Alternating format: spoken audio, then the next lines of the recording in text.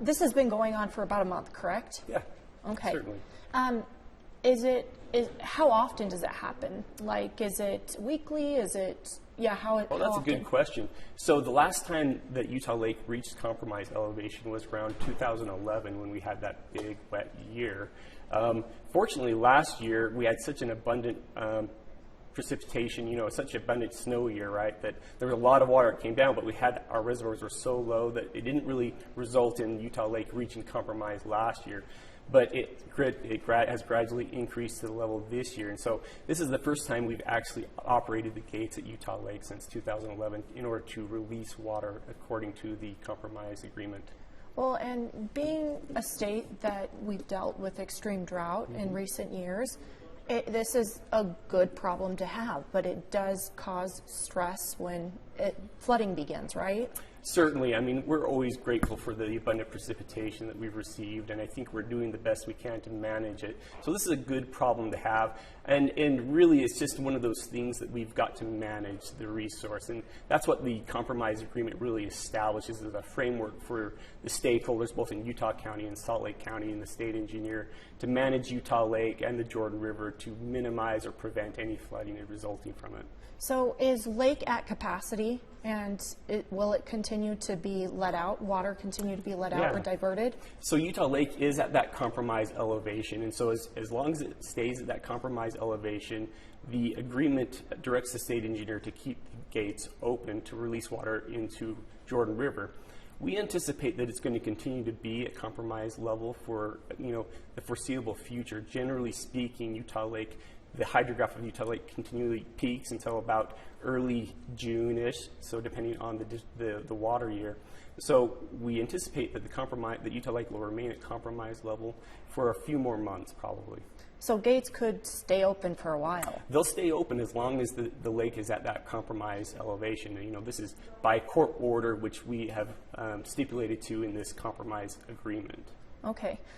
Talk about what your department does, your specific roles, what you oversee, and yes, your role. Yeah, so the Utah Division of Water Rights, or the Office of the State Engineer, is responsible for the administration, apportionment, and distribution of the state's water. So essentially we're a regulatory agency that manages the water.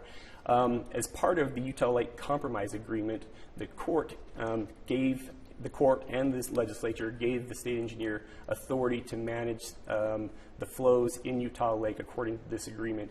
Typically, we would be distributing water to the water users, but as part of this, we have special flood authorities that are tailored to the specific scenario that we're looking at right now. Okay.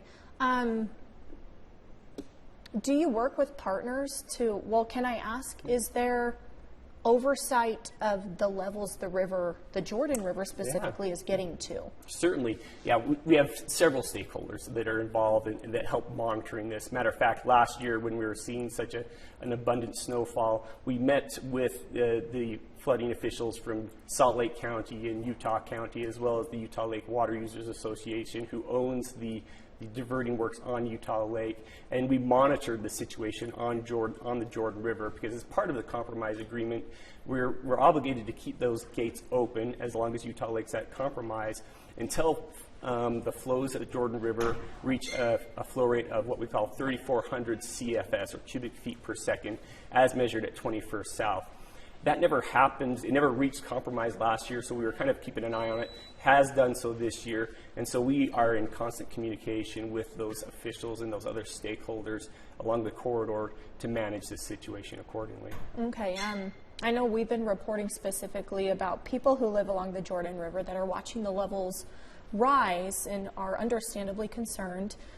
Many of them do have mitigation in place to try and avoid in case there's a flood event. But as they see the levels rise, and then I'm sure as they hear my story that those gates will remain open for the water to continue to rise, what do you guys say about that? What should they be doing? What are their options? Well, I think their options are to work with the county. The county has a responsibility for flood control within the county borders, and so I would encourage them to work collaboratively with both their municipal agencies and the county agencies to mitigate whatever they can with to mitigate the effect of any potential rise in the flows of the Jordan River. One thing that's important to note is that we're releasing water from Utah Lake now at about, it's about 800 cubic feet per second is what's currently being released. And it'll probably be that way for the foreseeable future. The challenge really becomes when the Cottonwood canyons, these tributary streams that flow into the Jordan River, when runoff starts coming down off of those canyons, so later in the kind of the spring runoff, that's when we start to see flows in Jordan River rise a little bit more.